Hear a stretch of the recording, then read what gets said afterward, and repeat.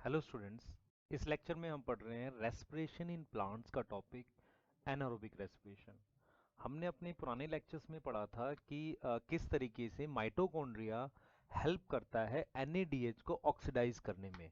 अब हमें ये देखना है कि जो NADH को ऑक्सीडाइज हमने किया था माइटोकॉन्ड्रिया के थ्रू, उसके लिए फाइनल इलेक्ट्रॉन एक्सेप्टर ऑक्सीजन था। तो हम ये देखेंगे कि जब ये माइटोकॉन्ड्रिया अवेलेबल नहीं है या ऑक्सीजन अवेलेबल नहीं है जिसमें मैं ETS रन नहीं कर पाऊंगा, उन केसेस में NADH का ऑक्सीडेशन किस तरीके से होगा उस पर हम थोड़ा फोकस करते हैं। तो हम इसको अपने एक टॉपिक में पढ़ेंगे जिसे हम एनारोबिक रेस्पिरेशन कर रहे हैं। तो मैं थोड़ा सा इसमें बेसिक आपको गाइड करता हूं कि हमें क्या पढ़ रहे हैं, एक्चुअल में ये टॉपिक है क्या। तो हम स्टार्ट करते हैं।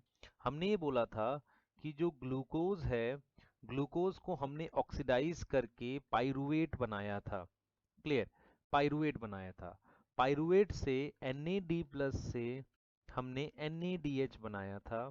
इस NADH को हम ले गए थे माइटोकॉन्ड्रिया में। ETS में हमारे पास हमने इस ETS में इस NAD को ले जाके NADH को ले जाके वहाँ हमने ऑक्सीडाइज किया था और इसको कन्वर्ट किया था वापसी NAD प्लस में। ओके, हमने ये समझना है कि this ETS is basically oxygen dependent. इसका मतलब ये हुआ कि जो ऑक्सीजन है वो फाइनल एक्सेप्टर है। अगर ऑक्सीजन नहीं होगी तो ETS नहीं हो पाएगी और oxidation of NADH to NAD plus नहीं हो पाएगा। तो हमें इस टॉपिक में ये ध्यान रखना है कि किस तरीके से अगर ETS नहीं हो रही है तो NADH को हम कैसे ऑक्सीडाइज कर रहे हैं, और इन केस अगर ऑक्सीजन नहीं है और उस वजह से ETS नहीं है तब हम NADH को कैसे ऑक्सीडाइज कर रहे हैं। तो इसे हम इस तरीके से देखेंगे कि हमने पाइरुवेट का एक फेट देखा था कि पाइरुवेट माइटोकॉन्ड्रिया में एब्सेंट करता है, लेकिन उन सेल्स में क्या होगा जहां माइटोकॉन्ड्रिया नहीं है, वहां पाइरुवेट का क्या फेट होगा। तो हमें दो एस्पेक्ट पे ध्यान रखना है इस टॉपिक में। पहला कि NADH की ऑक्सीडेशन कैसे करनी है अगर माइटोकॉन्ड्रिया नहीं है, और दूसरा कि पाइरुवेट के अदर पॉसिबल फेट्स क्या हैं अगर माइटोकॉन्ड्रिया एब्सेंट है। तो हम स्टार्ट करते हैं इसको ऐसे कि हम पाइरुवेट के अदर फेट के लिए जाएंगे। सबसे पहले हम ये देखेंगे कि पाइरुवेट से हम लैक्टिक एसिड बनाते हैं। तो हम ये बोलेंगे कि हम दो तरीके के, अगर हम देखें इथेनॉल अगर हम बनाते हैं तो उसमें दो प्रोडक्ट बनते हैं। इथेनॉल के साथ साथ CO2 भी बनता है। लेकिन जब हम पाइरुवेट से लैक्टिक एसिड बनाते हैं तो सिर्फ एक लैक्टिक एसिड बनता है। इसीलिए उसे हम कहते हैं होमो फर्मेंटिव। होमो फर्मेंटिव मीन्स कि एक सिंगल प्रोडक्ट बन रहा है। तो अब हम यहाँ देख रहे हैं कि हम लैक्टिक एसिड फॉर्मेशन कैसे करेंगे। तो लैक्टिक एसिड फॉर्मेशन के लिए या लैक्टिक एसिड बनाने के लिए कुछ बेसिक बैकग्राउंड आपने टॉपिक का समझना है कि वो क्या होता है। सबसे पहले आप ये समझें कि लैक्टिक एसिड बनने की लोकेशन क्या है। That location is basically cytoplasm. ये तो हो गया कि सेल के अंदर कहाँ बन रहा है। दूसरा, किस तरह के ऑर्गेनिज्म में बन रहा है। तो जो लैक्टिक एसिड है हमारे पास, जो लैक्टिक एसिड है वो हमारे पास ह्यूमन में, जिसे हम यूकैरियोट्स कह रहे हैं, यूकैरियोटिक सेल में बन रहा है। तो एक तो मसल सेल में बनता है, मसल सेल में बनता है। दूसरा, ये हमारे पास कुछ प्रोकैरियोटिक सेल में भी बन सकता है। ओके, तो कुछ बैक्टीरिया हैं जो लैक्टिक एसिड बना सकते हैं। इवन हमारे पास जो आरबीसी है, इवन जो आरबीसी है जहाँ माइटोकॉन्ड्रिया नहीं होता पर ग्लाइकोलिसिस होती है, तो पाइरुवेट से हम लैक्टिक एसिड वहाँ भी बनाते हैं। तो हम देखेंगे कि लैक्टिक एसिड हम क्यों बना रहे हैं, क्या उसका प्रोसेस है। उसके लिए हम ये समझेंगे कि सबसे पहले हमने कहा कि हमारे पास दिस इज ग्लूकोज। ग्लूकोज से हमने बनाया पाइरुवेट। हम पाइरुवेट में हम ये देख रहे हैं कि पाइरुवेट का स्ट्रक्चर एक कीटो एसिड है। This is pyruvate. तो हमने क्या किया, हमने ग्लूकोज से पाइरुवेट बनाया है जिसका स्ट्रक्चर हमारे पास ये है। This is pyruvate, pyruvic acid जिसे हम कह रहे हैं। नाउ दिस पाइरुवेट जब हमने बनाया है तो उस पाइरुवेट का अगर मुझे एरोबिक ब्रेकडाउन करना है तो उसे मैं ले गया था माइटोकॉन्ड्रिया में। अगर मैंने उसका क्या करना, एरोबिक ब्रेकडाउन करना। अच्छा, पाइरुवेट से हमने दो ATP बनाए थे और उसके साथ साथ हमने NAD+ को कन्वर्ट किया था NADH में। Okay, clear. और हमने फिर पाइरुवेट को माइटोकॉन्ड्रिया में ले गए और वहां पाइरुवेट का फिर हमने ऑक्सीडेशन किया। ऑक्सीडेशन करके हमने एसिटाइल कोए और क्रैब साइकिल ये काम किया हमने। और हमने ये समझना है कि ये सब हम कर रहे हैं पाइरुवेट का कहाँ पर, माइटोकॉन्ड्रिया में। दूसरा, हमारे पास इसमें बना हुआ NADH, इसमें बना हुआ NADH ETS जो हमारे पास माइटोकॉन्ड्रिया की मेम्ब्रेन पर ETS है, उस ETS में जाकर दिस NADH जो क्रैब साइकिल में बना था, वो NADH क्रैब साइकिल में वापसी NAD+ बनाता है। ओके, तो हमें यहाँ पर कुछ बेसिक बात समझी। हमने समझा कि ग्लूकोज से पाइरुवेट वाले स्टेप में हमारे पास 2 ATP हैं और पाइरुवेट का एरोबिक ब्रेकडाउन माइटोकॉन्ड्रिया में हो रहा है और माइटोकॉन्ड्रिया में ETS चल रही है और उस ETS में NADH का ऑक्सीडेशन हो रहा है। अब इस बात को आप ऐसे समझें, पाइरुवेट का एरोबिक ब्रेकडाउन के लिए ETS कंपलसरी है and ETS is oxygen dependent. ETS जो है वो ऑक्सीजन डिपेंडेंट है। क्लियर। अगर इफ O2 एब्सेंट होगा या लिमिटेड होगा या कम होगा, उस केस में क्या होगा, ETS स्टॉप हो जाएगी या स्लो हो जाएगी या नहीं होगी। उस वजह से क्या होगा, NADH का ऑक्सीडेशन भी नहीं होगा। अगर NADH का ऑक्सीडेशन नहीं हुआ, उस केस में अगर NADH का ऑक्सीडेशन नहीं हुआ, उस केस में ग्लाइकोलिसिस ऑल्सो स्टॉप, ग्लाइकोलिसिस भी रुकने लगेगी। क्लियर। तो यहाँ पे हमने ये सीखना है, हमने ये समझना है कि पाइरुवेट जो है ग्लूकोज से पाइरुवेट वाला स्टेप हमारा फास्ट होता है, सबसे फास्ट स्टेप है और उसमें मिलने वाला ATP फास्ट ATP है। ओके। दूसरा, हमारे पास जो पाइरुवेट से ये ग्लाइकोलिसिस के कंपैरिजन में स्लो है। क्लियर। ग्लाइकोलिसिस के कंपैरिजन में स्लो है, लेकिन इसमें भी हमें काफी ATP मिलते हैं, मोस्टली ATP यहाँ मिलते हैं। बस this process which occur in mitochondria is basically oxygen dependent. अगर ऑक्सीजन नहीं होगी तो ETS रुकने लगेगी, अगर ETS रुकने लगी तो बेसिकली पाइरुवेट से होने वाले सारे प्रोसेस रुकने लगेंगे। उस केस में प्रोसेस टोटली डिपेंड हो जाएगा किस पे, ग्लाइकोलिसिस पे।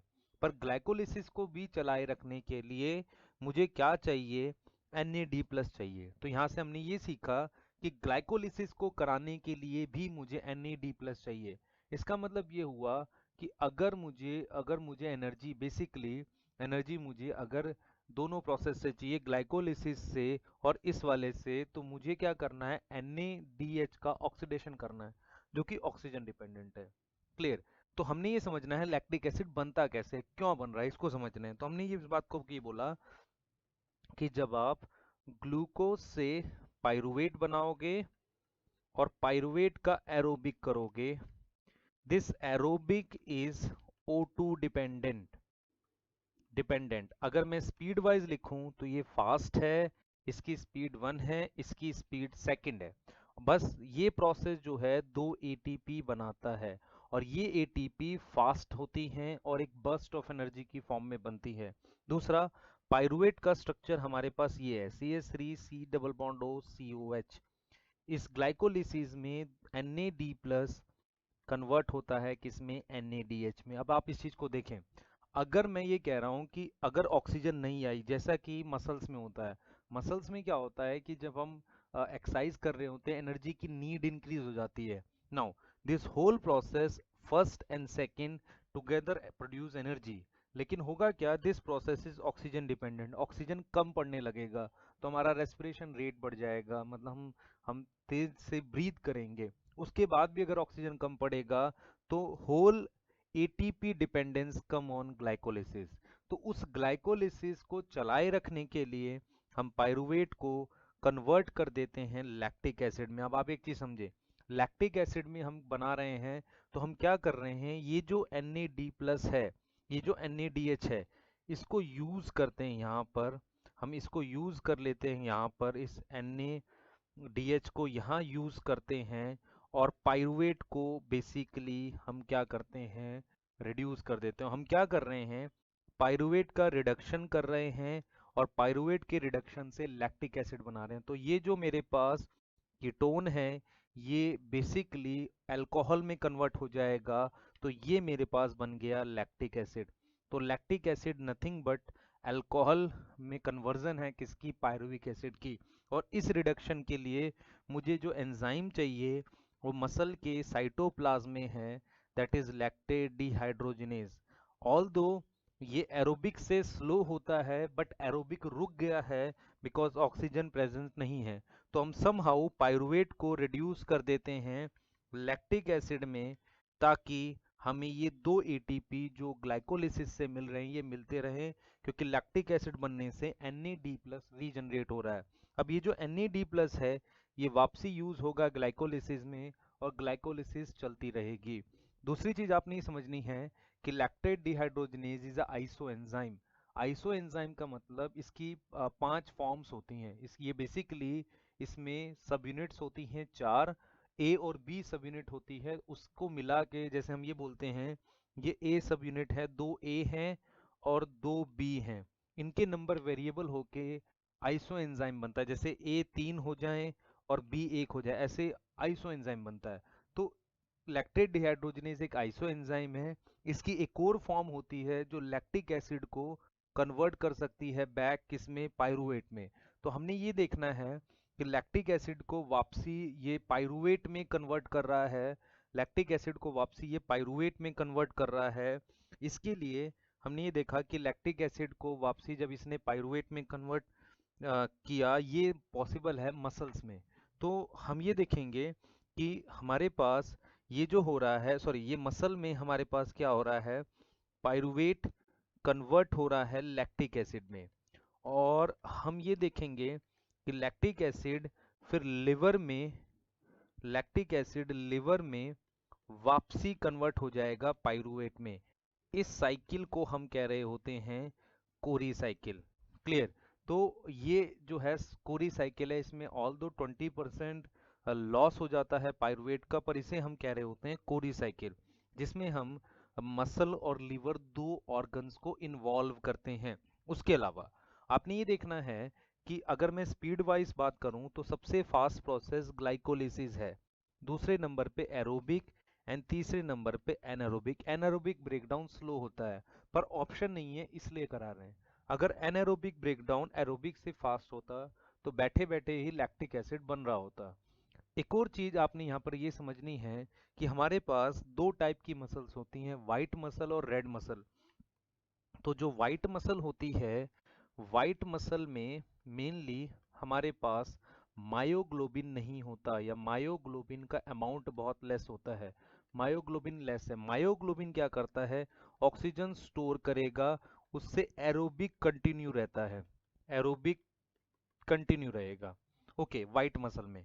दूसरा हमारे पास जो सॉरी एरोबिक मतलब इजीली नहीं हो पाता, मींस एरोबिक जो प्रोसेस है वो नहीं हो पाता और लैक्टिक एसिड फॉर्मेशन होती है, लैक्टिक एसिड बनेगा। दूसरा हमारे पास क्या है, रेड मसल। रेड मसल्स वो होती हैं जिसमें मायोग्लोबिन है, मायोग्लोबिन ज़्यादा है, मायोग्लोबिन ज़्यादा और इवन माइटोकॉन्ड्रिया भी ज़्यादा होगा, उसमें O2 स्टोर नहीं है। तो इसमें तो O2 स्टोर है, मायो इसमें ऑक्सीजन स्टोर है। क्लियर। मायोग्लोबिन होने की वजह से ऑक्सीजन स्टोर है, तो लैक्टिक एसिड नहीं बनता, लैक्टिक एसिड नॉट फॉर्म। हमारे पास दो तरह के रनर होते हैं, एक होता है स्प्रिंटर जो अचानक से तेज दौड़ता है। तो आप मान लो एक स्प्रिंटर है जिसको अराउंड 72 एटीपी चाहिए, तो होगा क्या कि स्प्रिंटर जो है एरोबिक, हम कहेंगे ग्लाइकोलिसिस, और एरोबिक दोनों पे डिपेंड है, लेकिन ज्यादा डिपेंडेंस उसकी एनर्जी के लिए ग्लाइकोलिसिस पे है। इसीलिए उसमें बर्स्ट ऑफ एनर्जी बनती है, क्योंकि ग्लाइकोलिसिस अचानक से तेजी से एनर्जी देता है। एक हमारे पास होता है मैराथन रनर। मैराथन रनर वो होता है जो धीरे धीरे काफी टाइम तक दौड़ सकता है, तो उसमें एनर्जी का सोर्स ग्लाइकोलिसिस प्लस एरोबिक दोनों होता है। एरोबिक दोनों से एनर्जी बनती है और उसमें लैक्टिक एसिड नहीं बनती। बट एरोबिक जो है बर्स्ट ऑफ एनर्जी नहीं देता, इसीलिए उनको कंटिन्यूसली एनर्जी प्रोड्यूस होती रहती है। दूसरा, ये जो हमारे पास रेड मसल्स हैं, इनमें माइटोकॉन्ड्रिया का नंबर ज़्यादा होता है ताकि एरोबिक ब्रेकडाउन चलता रहे। इसके अलावा जो फ्लाइट बर्ड्स हैं जो काफ़ी लंबे टाइम तक उड़ते हैं, उनमें भी रेड मसल होता है। और एनिमल जो स्प्रिंटर है, लाइक लॉयंस हैं, डियर हैं, इनमें हमारे पास वाइट मसल होता है। और डियर वगैरह का जो मीट है वो सॉर होता है because they sprint and lactic acid produce. इसके बाद हम ये देखते हैं कि कोई और तरीका है एनारोबिक ब्रेकडाउन का, लेकिन आपने एक बेसिक बात समझनी है।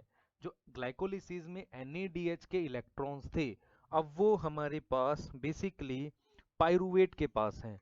पाइरुवेट के पास हैं और पाइरुवेट ने वो इलेक्ट्रॉन लेके क्या बनाया है, लैक्टिक एसिड। क्लियर। और अगर ये एरोबिक होता तो NADH के इलेक्ट्रॉन्स हमारे पास फाइनली किसको मिलते, ETS को, और ETS के थ्रू किसको मिलते, ऑक्सीजन को। अब हमने ये देखना है कि जो हमारे पास अदर मेथड है जो पाइरुवेट का, उसमें हमारे पास है बेसिकली जिसे हम बोलेंगे alcohol fermentation. Alcohol fermentation. Alcohol fermentation जो है उसमें एक अल्टरनेट मेथड है पाइरुवेट को ऑक्सीडाइज करने का या पाइरुवेट को यूज करने का। जैसे हमने कहा था, ग्लूकोज से हम पाइरुवेट बनाते हैं। पाइरुवेट में हमारे पास जो बना है that is CH3 C double bond O COH। Okay, अगर इसका एरोबिक करेंगे हम तो हमारे पास इसमें एरोबिक में ऑक्सीजन रिक्वायर है। उसके अलावा माइटोकॉन्ड्रिया होता है जो चाहिए मुझे एरोबिक ब्रेकडाउन के लिए, और इसमें ज़्यादा ATP बनते हैं। इसमें टोटल हमारे पास 2 ATP बनते हैं। और जो NAD प्लस है वो ऑक्सीडाइज होता है किसमें, NADH में। तो हमने ये देखना है कि अल्कोहल फर्मेंटेशन में क्या होता है उन सेल्स में जिनमें माइटोकॉन्ड्रिया नहीं है। तो इसकी लोकेशन, इसकी जो लोकेशन है हमारे पास, इसकी लोकेशन भी साइटोप्लाज्म है। और दूसरा कुछ सेल्स हैं जैसे प्रोकैरियोटिक सेल्स, कुछ प्रोकैरियोटिक सेल में ऐसा होता है। और यूकैरियोट्स में हमारे पास ईस सेल है। ईस सेल में हमारे पास एक एंजाइम होता है जाइमेज, जो अल्कोहल बनाने में हेल्प करता है। तो हम ये देखेंगे वो जाइमेज जो काम कर रहा है वो है क्या। जैसे पाइरुवेट जो है, पाइरुवेट जो है उसको पहले हम क्या करते हैं, उसकी डी कार्बोक्सिलेशन करते हैं। हम इसका CO2 रिमूव करेंगे। ओके, CO2 रिमूव करने के बाद मेरे पास यहाँ पर एक एल्डिहाइड बन जाएगा जिसे हम कहेंगे एसिटल्डिहाइड। तो पहले स्टेप में हमने डी कार्बोक्सिलेशन की। सही है, पहले स्टेप में हमने क्या की, डी कार्बोक्सिलेशन। और एंजाइम का नाम है pyruvate D carboxylase. Pyruvate D carboxylase. हमने 3 एंजाइम पढ़ लिए जो पाइरुवेट पे काम करते हैं। एक है पाइरुवेट डी हाइड्रोजिनेज, जो कि बेसिकली पाइरुवेट डी हाइड्रोजिनेज जो कि बेसिकली हमारे पास माइटोकॉन्ड्रिया में है। दूसरा एंजाइम हम जो पढ़ा लैक्टेट डिहाइड्रोजिनेज, जो कि मसल में है। तीसरा हम पढ़ रहे हैं पाइरुवेट डी कार्बोक्सिलेज, जो कि बेसिकली साइटोप्लाज्म में है प्रोकैरियोटिक सेल के। अब हम क्या कर रहे हैं, पाइरुवेट डी कार्बोक्सिलेज ने CO2 रिमूव कर दी। अब हम क्या करेंगे, एसिटल्डिहाइड का रिडक्शन करेंगे। हम ये रिडक्शन इसलिए कर रहे हैं ताकि NAD प्लस को कंज्यूम कर सकें और ग्लाइकोलिसिस रन हो। तो NAD प्लस से, NADH से हम बना देंगे NADH। एल्डिहाइड की रिडक्शन से अल्कोहल बनेगा जिसे हम बोलेंगे इथेनॉल। तो CH3CH2OH। यहाँ पर जो एंजाइम है उसका नाम है alcohol dehydrogenase. Alcohol dehydrogenase. Okay, हमने ये देखना है कि ये इथेनॉल जो हमारे पास बना है जिसे हमने बोला है अल्कोहल डिहाइड्रोजिनेज ने बनाया है, इस एंजाइम को एज अ कोफैक्टर जिंक+2 की जरूरत होती है। ओके, दूसरी चीज, ईस्ट जो है NCERT ने बताया है कि ईस्ट जो है जब अल्कोहल की कंसंट्रेशन अराउंड 13% होती है तो 13% कंसंट्रेशन में स्टार्व इटसेल्फ टू डेथ। इसका मतलब ये हुआ कि वो प्रोसेस रोकने लगता है अपना। क्लियर। और खुद को स्टार्व कर लेता है किस पे, डेथ की तरफ वो स्टार्व कर लेता है, वो बेसिकली और नहीं बनाता। तो हायर कंसंट्रेशन ऑफ अल्कोहल के लिए डिस्टिलेशन हमें करनी पड़ेगी। तीसरा चीज हमें ये देखना है कि अल्कोहल फर्मेंटेशन हमारा ईस्ट कर रहा है। इसको जरा हम ऐसे देखते हैं, ईस्ट के थ्रू हम एक इफेक्ट देखते हैं जिसे हम कहते हैं पास्चर इफेक्ट।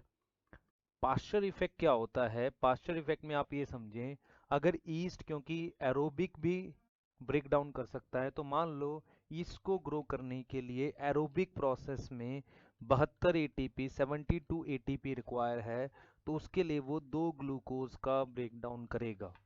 लेकिन अगर वो एनएरोबिक में आया तो एनएरोबिक में 72 एटीपी के लिए सेम 72 एटीपी अगर उसको रिक्वायर है, तो उसके लिए उसको 36 ग्लूकोज का ब्रेक डाउन करना पड़ेगा। तो आप ये समझें कि पास्चर इफेक्ट ये होता है कि मैं जब ईस्ट को एरोबिक से एनएरोबिक में ट्रांसफर करूंगा, उसकी ग्लूकोज की कंजप्शन बढ़ जाती है, और वो ग्लूकोज की कंजप्शन बढ़ जाएगी। और क्योंकि वो पहले एक ग्लूकोज से 6 CO2 बना रहा था, लेकिन अब एक ग्लूकोज से वो 2 CO2 बनाएगा, क्योंकि एक पायरुवेट से एक CO2 बन रहा है। तो CO2 की रिलीज कम हो जाएगा, और बेसिकली ग्लूकोज की कंजप्शन बढ़ जाएगी जब वो इथेनॉल बना रहा होगा। इसके अलावा हमने ये देखना है कि जो एनएरोबिक है, एनएरोबिक जो हमने ब्रेकडाउन पढ़ा, जिसमें हमने लिमिटेड सप्लाई के लिए भी लैक्टिक एसिड के लिए बताया, हमने ये देखा कि एनएरोबिक में नेट एटीपी 2 हैं, नेट एटीपी 2 हैं। और एनसीईआरटी इस चीज को लिख रही है, it is less than 7%, less than 7% of aerobic. तो एरोबिक के 7% से कम है। इसको हम ऐसे भी लिख सकते हैं 2/36 into 100 which is around 5.5%, which is less than 7%। तो एरोबिक में हमारे पास 7% से कम एटीपी सिंथेसिस हो रही है।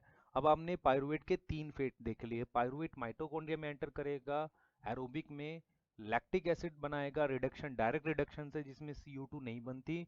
ATP production is only this, जो ग्लाइकोलिसिस वाली है।